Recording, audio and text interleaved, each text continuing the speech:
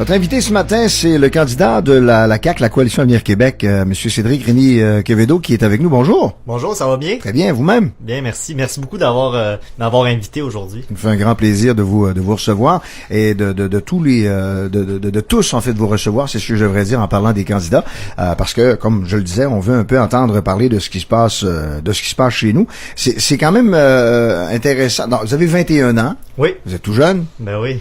C'est intéressant. Vous travaillez un peu aussi à l'occasion dans le milieu des communications? Oui, tout à fait. Je suis animateur TV à la chaîne Ma TV Laval. J'ai ma propre émission qui s'appelle Génération Z, on s'exprime, qui est une émission qu'on parle de plusieurs sujets d'actualité comme le décrochage scolaire, l'itinérance, la malbouffe, et justement on invite soit des adolescents ou des jeunes adultes à interagir sur plusieurs sujets, et c'est vraiment excitant. Puis justement, j'ai devancé mon tournage pour me consacrer à temps plein à cette campagne électorale. Oui, c'est ça, hein, parce que on parlait hier, en fait non, c'est mardi avec le candidat de Québec solidaire, M. Dagenet, qui d'ailleurs sera avec nous demain, là, parce que bon, mardi on a eu des pépins, mais pour revenir à ça, il nous disait qu'à quel point que c'était prenant une campagne électorale, il savait pas à quel point c'était prenant comme ça, là, et lui il a 3 jeunes enfants, donc c'est quand même... Oui, c'est ça. En plus, moi je suis chanceux de ne pas avoir une famille encore et être en campagne électorale. Je peux pas imaginer les autres candidats qui ont une famille ou d'autres emplois, c'est pas évident, mais justement, non, je suis très content de me consacrer à temps plein, puis j'ai hâte de voir ce que ça va donner le 7 avril. On faisait des raccourcis tantôt quand on parlait de votre nom. Vous vous appelez, en fait, votre prénom c'est Cédric et votre nom de famille c'est Rémy Quevedo. Exact. Et je disais comme ça, comme pur hasard, je dis Rémy comme Édouard Rémy. Il dit ah oui, mon grand-père. Exact. Alors parce que vous êtes le petit-fils de Édouard Rémy et vous êtes aussi le fils de Éric Rémy que certains connaissent bien également. Ce sont deux père et fils qui se sont donnés pour le showbiz au Québec. Exact, c'est ça. Puis une 3e génération en communication. Donc je suis très content et je veux tout de même saluer mon père qui m'écoute présentement. Et salut papa, puis je suis content que tu m'écoutes. Intéressant, oui, parce que vous pouvez nous recevoir aussi via Internet et ça vous arrivait même à l'occasion, vous me disiez d'écouter ce qu'on faisait ici dans la région. Parce qu'elle est grande cette région-là. Oui, très très grande. C'est le 8e plus gros comté du Québec. Donc ça fait beaucoup de millage avec la voiture. Vous le découvrez avant cette campagne-là. Étiez-vous déjà venu à Mont-Laurier? Bien sûr, oui. Je suis allé plusieurs fois à Mont-Laurier parce qu'avant, quand j'étais jeune, je jouais au hockey, donc j'allais souvent jouer au hockey à Mont-Laurier. J'ai passé presque tous mes étés d'enfance à Sainte-Véronique, me baigner, faire du bateau. Vous avez de la famille dans le coin de Rivière-Rouge? La famille à Rivière-Rouge, exact. Et comme je suis responsable des jeunes pour les Laurentides avec la Coalition Avenir Québec, j'ai souvent à venir dans le comté de la Belle et souvent à Mont-Tremblant aussi. Il y a un résultat Ipsos CTV qui est sorti hier et qui en fait montre qu'il y a une progression qui se fait du côté de la CAQ. Est-ce que ça vous surprend? Est-ce que vous croyez qu'il y a un lien directement à faire avec le dernier débat présenté à TVA? Oui, c'est sûr qu'il y a un lien. Je pense que Monsieur Legault, c'est presque unanime. Presque tous les experts disent objectivement que il a remporté le débat. C'est vraiment lui qui était capable de sortir les meilleures idées.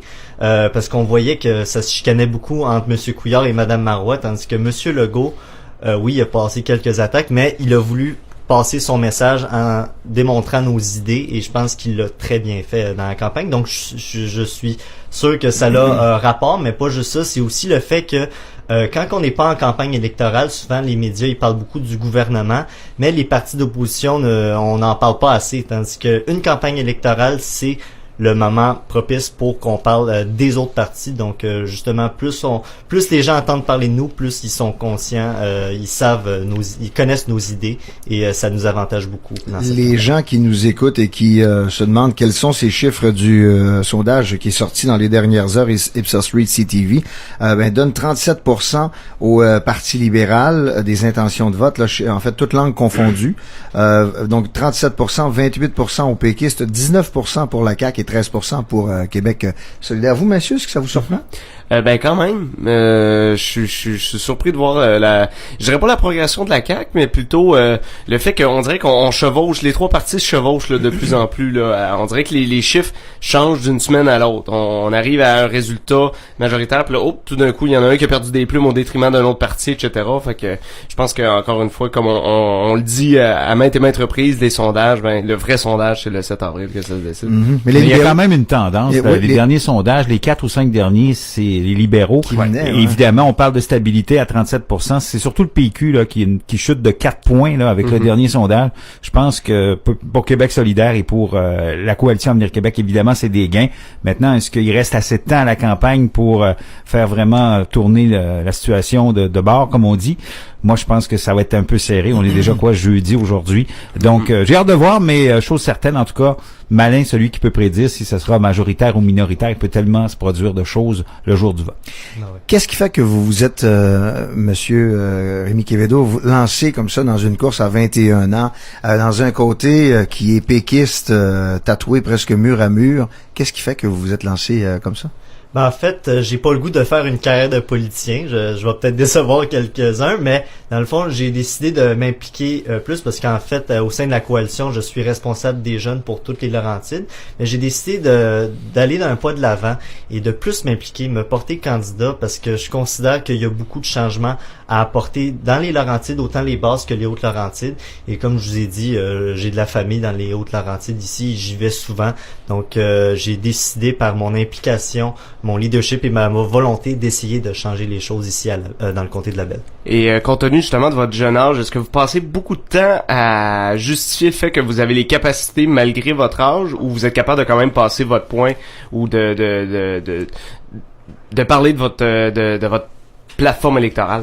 Non, c'est ça, je suis quand même surpris. Il y a beaucoup de gens qui m'ont dit « Ah, ton âge va peut-être te nuire », mais jusqu'à date, là, quand je rencontre les gens, que ce soit les étudiants, les travailleurs ou les aînés, ils sont très contents d'avoir un jeune candidat dans la Belle. Justement, ça apporte de la fraîcheur, un rafraîchissement dans le comté. Justement, j'ai pas eu à être confronté à ce problème-là. Donc non, j'ai pas vu d'inconvénient à ça. Donc vous n'êtes pas ce qu'on appelle un poteau, en ce sens que souvent il y a des partis politiques à un moment donné n'ont pas de candidat et puis qui demandent à des gens comme ça, bon, il faut absolument que t'ailles nous représenter dans ce comté-là. C'est pas de cette façon-là que ça s'est passé pour vous. Tout à fait. Puis en plus, justement, dans le processus pour être candidat, j'aurais très bien pu être dans un autre comté, mais j'ai vraiment décidé d'être ici à La Belle. Et pourquoi pourquoi La Belle? Moi, j'imagine, je vous pose la question, je vous amène sur ce terrain-là, oui. Que me lancer en politique, c'est que je serais pas nécessairement satisfait du travail qui a été fait. Est-ce que c'est ça est-ce que c'est votre façon de le voir? Je comprends. Est-ce que, en ce sens que si vous vous lancez en politique dans un comté comme La Belle, qui est représenté par le député Sylvain Pagé depuis quand même bon nombre d'années, est-ce que c'est pas un peu parce que vous trouvez que le travail n'a pas été fait? Non, pas nécessairement. Je ne fais pas une campagne pour dénigrer les autres candidats. Je suis plus là pour apporter mon rafraîchissement, comme je vous ai dit, les solutions que je peux apporter, que ce soit dans le niveau économie, santé, éducation. Donc non, je veux pas dire que les autres font mal, là, bien qu'il y en a qui peuvent faire certaines erreurs dans d'autres comtés. Sauf que comme je vous ai dit, je suis juste là pour me présenter, m'impliquer. Puis si ça marche, tant mieux. Si les gens m'accordent leur confiance, tant mieux. Sinon, ben écoutez, on passera à autre chose, on fera d'autres choses. Parlons-en justement de ce que vous aimeriez apporter. Évidemment, on pourrait là, comme on en reparlera tantôt, parler des grands titres là, dont l'économie, la santé, l'éducation et tout ça. Mais vous là, un gars de 21 ans qui se lance en politique comme ça, dans un comté comme La Belle, il y a une très grande diversité et le quotidien des gens de Blainville et de Mont-Laurier est très différent. Oui, très différent. Qu'est-ce que votre première idée, ce serait quoi? En fait, j'axe beaucoup ma campagne sur l'éducation parce que vous le savez, on est une population vieillissante et au Québec, mais plus particulièrement dans les Hautes-Laurentides où la tranche d'âge la plus élevée, c'est les 45 à 65 ans. Donc on sent que justement la population vieillit de plus en plus et ça prend justement des jeunes pour prendre la relève, pour justement s'occuper de la population qui est vieillissante. Donc justement, je veux axer ma campagne beaucoup sur l'éducation, aider les jeunes, les encadrer dans leur milieu scolaire pour que quand ils viennent justement à à être dans le milieu du travail et tout. Donc, justement, de supporter ce poids lourd qui risque d'arriver dans quelques années. Savez-vous à quel point il y a eu une belle amélioration, je parle entre autres de la commission scolaire Pierre-Neveu, au niveau du taux de diplomation, comparativement à, mettons, il y a 10 ans. On a travaillé très, très, très fort à la commission scolaire Pierre-Neveu là-dessus. On faisait partie des endroits, en fait, au Québec, là, dans la région, où c'était le pire au niveau du taux de diplomation. Et puis, ça va de mieux en mieux. Tout à fait, mais je considère qu'il y a beaucoup de rattrapage à faire encore davantage. Selon le rapport annuel du C3S d'Antoine Labelle de 2012-2013, on dénombre que il y a 34,3% de décrochage scolaire. Donc c'est très élevé, c'est le plus élevé de toutes les Laurentides. Donc, quand vous regardez ça, là, un jeune sur 3 qui décroche de l'école, ok, c'était peut-être pire avant, mais on est encore dans une statistique qui n'est pas satisfaisante. Donc, et en quoi la coalition pourrait faire mieux que les autres partis dans ce domaine-là? Ben, en fait, plusieurs le savent, nos idées sur l'éducation. Ben, en premier lieu, on veut s'attaquer au décrochage scolaire, comme je vous ai dit. Comment qu'on peut faire ça? Ben, justement, on veut créer, par exemple, pour les jeunes enfants au début primaire, un programme de dépistage pour aider ceux qui sont en difficulté d'apprentissage aussi. Puis justement, on souhaite abolir les commissions scolaires. Puis il faut faire attention, quand le monde pense qu'on veut abolir les commissions scolaires, des fois ils disent on va remplacer ça par rien du tout. Non, c'est pas vrai. On veut remplacer ça par une structure plus souple pour donner plus de pouvoir aux écoles et mettre plus d'argent injecté dans les services aux élèves au lieu que dans la bureaucratie. Donc justement, si on est capable d'avoir plus de sous pour les donner directement aux élèves, par exemple l'aide aux devoirs ou les activités parascolaires, je pense que c'est à leur avantage aux élèves, justement. Vous, là, si vous étiez élu candidat demain matin pour essayer de relancer l'économie dans notre région? Ben justement, quand on parle d'économie, il y a beaucoup de secteurs dans le comté de Labelle. Vous venez de parler du bois, aussi l'industrie touristique est très importante, agroalimentaire aussi. Donc c'est sûr qu'il y a plusieurs aspects qu'il faut en tenir compte justement parce que là justement c'est un peu inquiétant. Mais concernant l'industrie du bois et agroalimentaire, faut justement s'inspirer de ce qui se passe ailleurs. Il y a une entreprise qui s'appelle Agrinova qui se spécialise dans la recherche et l'innovation de justement l'industrie forestière, papetière, agroalimentaire. Et eux, ce qu'ils font à Alma, c'est ils accompagnent les entreprises dans leur processus d'innovation par un soutien technique, la recherche appliquée et la formation. Donc, ce qu'ils font, c'est rapprocher les collèges, les universités aux entreprises. Et c'est ce qu'il faut faire ici, justement, avec le centre professionnel, le cégep. Justement, faut les rapprocher des entreprises comme ça.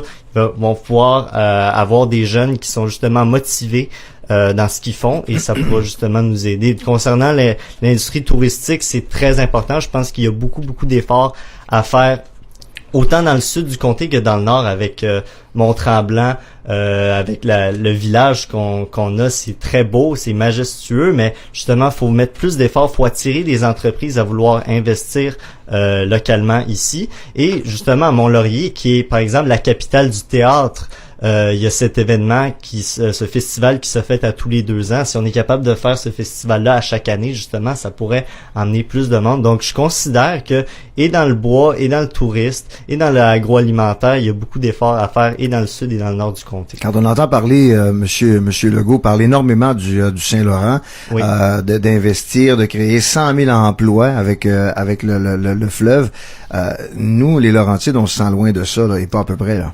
Oui, puis justement, il y a plusieurs personnes qui m'ont posé comme question, OK, le projet Saint-Laurent, c'est beau, mais qu'est-ce qu'on a, nous autres, ici, dans le comté de Labelle?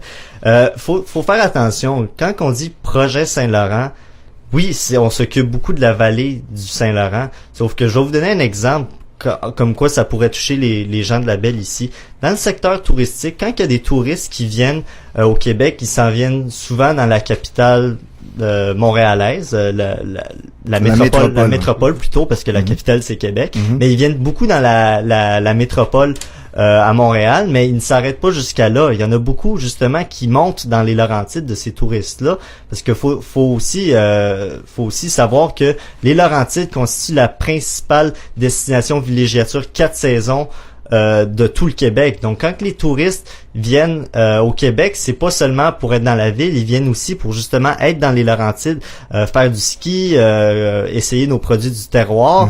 Donc justement, ça s'arrête pas ici. Mais on cherche encore le lien avec le Saint-Laurent, là. Exact. C'est ça.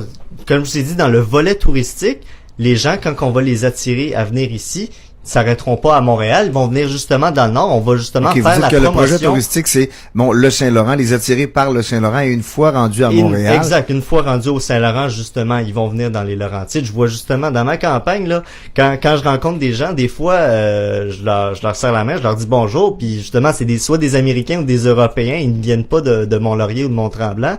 Donc justement, si on est capable de les emmener ici, puis dans la métropole, et après leur faire la promotion des Laurentides, je pense que c'est beaucoup à l'avantage du comté. Pour le commun des mortels, c'est difficile souvent de contredire un homme d'affaires comme François Legault. On l'a vu aussi la semaine passée, il a sorti ses chiffres personnels, il vaut 10 millions. C'est quelqu'un qui a quand même réussi en affaires. Mais on a quand même, vous le disiez tantôt, quand on a parlé d'éducation, des commissions scolaires, on a quand même des questions à se poser. Des fois, on se dit, ouais, OK, mais comment il va faire ça? Donc, tantôt, vous avez tenté de nous expliquer au niveau des commissions scolaires, en disant si on abolit les commissions scolaires, il y aura des gens pour remplacer ces gens-là, mais on va essayer d'en donner plus aux étudiants, plus au service aux étudiantes et aux étudiants. Là, on parle également de réduction de taxes, et lui veut remettre 1 000 $ net dans les poches des familles d'ici 4 ans. Il veut abolir carrément les taxes scolaires d'ici 4 ans. On se dit, c'est une méchante bonne nouvelle quand tu penses à ça. On a tous besoin de ça, 1000 piastres de plus par année. On aime ça aller faire un petit tour dans le sud une semaine. Mais c'est à peu près ça que ça coûte, je pense, 1000 piastres par semaine. 1000 piastres, je sais pas, un peu moins des fois. Ça fait longtemps que je peux aller. Mais non, des fois un peu plus, des fois un peu moins, dépendamment là, si tu cherches les étoiles. mais reste que on se dit, il va prendre cet argent-là où? Ça prend de l'argent pour faire rouler le Québec. Ben, vous voulez dire l'argent pour... s'il coupe les taxes à un moment donné... c'est parce que dans le fond, ce qu'on se rend compte, c'est que justement, presque tous les partis, pas tous les partis, mais on va dire les 3 principaux étaient unanimes pour dire que il fallait abolir la taxe santé. Une des de plusieurs promesses du PQ en 2012 était d'abolir la taxe santé. Finalement, ils l'ont aboli pour une simple partie de la population. C'est ça. Donc, justement, nous autres, on veut l'abolir. Totalement. Totalement, tout à fait. Et la taxe scolaire aussi. Donc, je pense que justement, les gens sont trop taxés et ne reçoivent pas les services en conséquence. Donc, on pense que on est capable justement de réduire les taxes des familles, justement en allégeant la bureaucratie dans le niveau santé et dans le niveau scolaire aussi. Faut faire attention. Il y en a qui pensent qu'on veut tout abolir les postes de bureau. C'est pas vrai, là. Il y a quelques employés de bureau qui sont importants dans notre système de santé, notre système scolaire. Sauf que justement, on considère que il y en a plus qu'ailleurs, qu'au reste du Canada, et qu'en Europe, quand on compare à des pays comme la Norvège qui ont une population semblable à nous et un ratio d'employés de bureau semblable à nous aussi. Donc, on considère qu'on pourrait justement alléger ça. On va parler un peu de la charte. Oui. On va parler de la charte puis de la séparation du Québec. Parlons de la charte. Vous là, avant de vous lancer en politique, vous vivez quand même à Blainville. Là. Oui. Bon, vous allez souvent, vous avez 21 ans, vous allez souvent à Montréal et tout ça.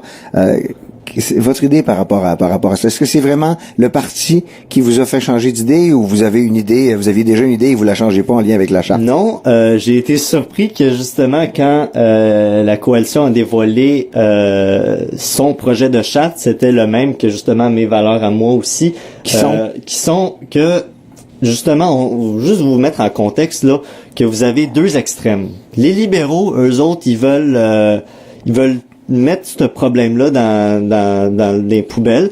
Puis vous avez le Parti québécois qui est trop extrême, qui veut abolir les signes religieux pour tous les employés de l'État.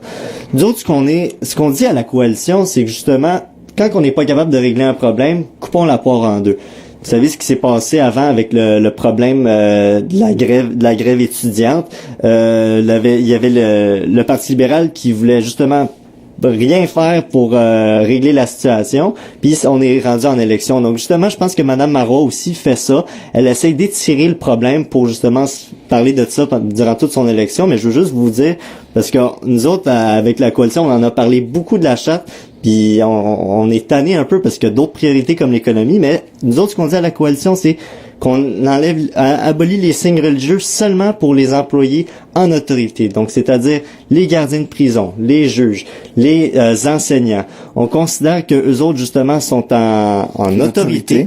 Donc, on considère que eux ne devraient pas avoir le droit de porter des signes religieux, mais quelqu'un qui travaille dans un bureau puis qu'il n'y a pas affaire à, justement, être en autorité, on considère que c'est un peu extrême de lui bannir ses signes religieux. Quand on regarde aller Monsieur Legault, votre chef, on sait que c'est un indépendantiste il y a pas si longtemps, et puis qu'il rêvait d'un pays, du Québec un pays. Ouais. Aujourd'hui il en parle plus, il se prononce plus ou moins. Ça donne l'impression que les conditions gagnantes ne sont pas réunies. Ça donne l'impression que l'économie va vraiment mal, mais que la journée où on aurait moins besoin de la péréquation, donc de l'argent du reste du Canada, qu'on aurait une économie plus forte, que ça se pourrait peut-être que M. Legault devienne indépendantiste. Vous, votre opinion par rapport à ça, c'est quoi? En fait, nous autres, à la coalition, c'est sûr que, la campagne, au début de la campagne, ça a beaucoup parlé de référendum avec Pierre-Carl Péladeau et d'autres péquistes comme Jean-François Lisée, sauf que nous autres, justement, on considère que d'autres priorités qui sont plus importantes, comme vous avez dit, l'économie, mais juste pour être clair là-dessus, ce qui m'a beaucoup choqué, c'est que quand on a eu un débat au Collège Mont-Laurier avec les autres candidats, Sylvain Pagé il a sorti un document qui datait de 2004 ou 2005, puis il lisait un texte que François Legault était souverainiste et patati patata, puis justement ça date de 2005 là. Moi quand j'avais 12 ans là, je voulais que le Québec soit un pays, là, puis 9 ans s'est passé après ça, puis ça peut changer, sauf que... Mais attendez un peu, M. Rémy Quévedo, vous savez très bien que de 12 ans à 21 ans, il y a une différence entre de 40 ans à 50 ans. Là. Exact, mais justement... T'es un adulte fort à 40 ans. C'est vrai, sauf que justement, on chemine avec le temps, puis M. Legault, il dit, là, il est pas souverainiste, puis il est pas fédéraliste, il est nationaliste. Donc, il veut le Québec d'abord dans un Canada. Et justement, on considère qu'en 2014, la priorité des Québécois n'est pas la souveraineté, n'est pas justement aussi de signer la Constitution, mais bien de parler de d'autres priorités comme l'économie, l'emploi, la santé et l'éducation. Justement, on sait que la position de M. Legault, justement, sur la souveraineté est assez ambiguë, que sa proposition sur la charte, qu'on parle beaucoup d'économie, et donc on reproche un peu à François Legault d'être peut-être un peu trop pessimiste. On dirait qu'il y a beaucoup de gens qui trouvent qu'il séduit pas assez l'électorat. Qu'est-ce que vous pouvez répondre à des gens qui trouvent que M. Legault est peut-être un peu trop, il veut trop miser sur la médecine de cheval, que ça va trop mal au Québec, faut remettre le Québec sur les rails, qui est pas assez, il véhicule pas un rêve, mais plutôt une médecine drastique. C'est sûr, c'est parce que le problème là, c'est nous autres, on veut pas vendre des rêves comme les autres partis, on veut être réaliste. Donc c'est sûr que des fois les propos de François Legault ont l'air un peu alarmistes, mais c'est vrai, là on est dans une dette de 265 milliards que les péquistes et les libéraux nous ont légués, et justement il y a beaucoup de changements à faire côté économie aussi là. Je pense que justement notre côté alarmiste n'est pas trop intense, c'est la réalité, et comme vous avez pu le constater ces derniers mois, Jacques Parizeau l'a dit, ça prend un remède de cheval au Québec parce que justement, il y a plusieurs problèmes dans plein de domaines. Puis pendant ce temps-là, on parle de charte puis souveraineté alors que la dette ne cesse d'augmenter encore.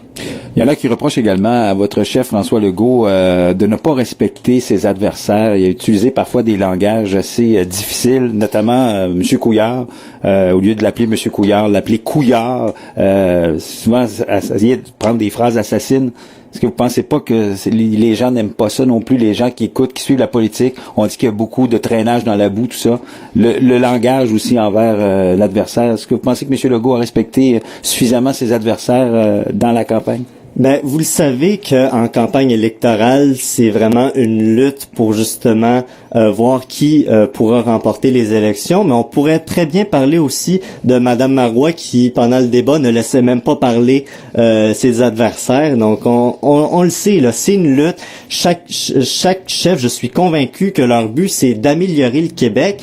Et justement, quand ils constatent que d'autres chefs n'ont pas les mêmes idées, ne veulent pas collaborer, ça peut justement choquer certains chefs. Donc, je pense que c'est plus le côté émotif de ça, mais je pense que M. Legault a tout de même quand même bien respecté ses adversaires. 7h56, notre invité ce matin, candidat de la Coalition Avenir Québec, M. Cédric Rémy Quevedo, qui est là. Pour encore quelques minutes, on n'a pas parlé de santé. Vous, la santé, ça va? Oui, ben moi, à 21 ans, oui. Ben c'est sûr, c'est pas tous les jeunes de 21 ans qui ont une santé de fer, mais non, ça va super bien. Ouais. Qu'est-ce que vous en pensez de la santé au Québec? Ben, il y a énormément de choses à améliorer, beaucoup de choses à améliorer. C'est sûr que quand les gens viennent ici, ils aiment notre système de santé, sauf qu'il y a beaucoup de progrès à faire. En 2012-2013, on a constaté qu'en moyenne, les gens attendent en urgence, 17h30 minutes sur une civière, ce qui est beaucoup trop. Considérant que justement ça peut être des choses qui sont graves. Donc on veut justement apporter un autre maître de cheval avec la Coalition Avenir Québec côté de santé. On veut justement que remplacer les agences de santé pour donner plus de responsabilité au C3S. On faut aussi mieux valoriser les infirmières, les pharmaciennes, changer un peu leur statut, leur donner plus de responsabilité. Quand vous dites C3S, vous voulez dire CLSC? Oui, exact. Mais je parle du C3S en général. Des centres en tant que tels. S'occupe aussi des CLSC. Donc, justement, et aussi, on veut que les médecins soient plus disponibles en médecine. Parce que quand par exemple, je vais vous donner un exemple, une mère que son jeune a la fièvre ou une otite le samedi soir, pas besoin d'aller à l'urgence puis attendre tout ce temps-là. Pourquoi pas aller voir dans une clinique un médecin. Donc plus de disponibilité des médecins, aussi changer leur rémunération. Parce qu'en ce moment, on considère que 90% de leur salaire, c'est à l'acte et 10% c'est pour la prise en charge de patients. Donc justement, on veut que les médecins prennent plus en charge les patients. J'aimerais ça vous donner quelques secondes en terminant pour parler à vos électeurs. Eh bien, je remercie beaucoup les gens de CFLO pour me donner cette tribune. Je souhaite que tous les citoyens aillent voter le 7 avril. C'est très, très, très important. Et moi, en tant que jeune candidat de la Coalition Avenir Québec, je veux améliorer le sort des Laurentides. Côté santé, vous venez de l'entendre. Côté éducation, je veux qu'on continue de lutter au décrochage scolaire, qu'on encourage nos jeunes à se partir en affaires, faire quelque chose qu'ils aiment, plus d'aide aux devoirs, plus d'activités parascolaires. Aussi côté d'économie, très important, on veut justement donner plus d'emplois, attirer des investisseurs dans le comté de Labelle, et justement j'offre mon rafraîchissement pour cette élection à Labelle. Merci beaucoup de vous être présenté à nous ce matin. Merci à vous, bonne journée. Plaisir de se reparler.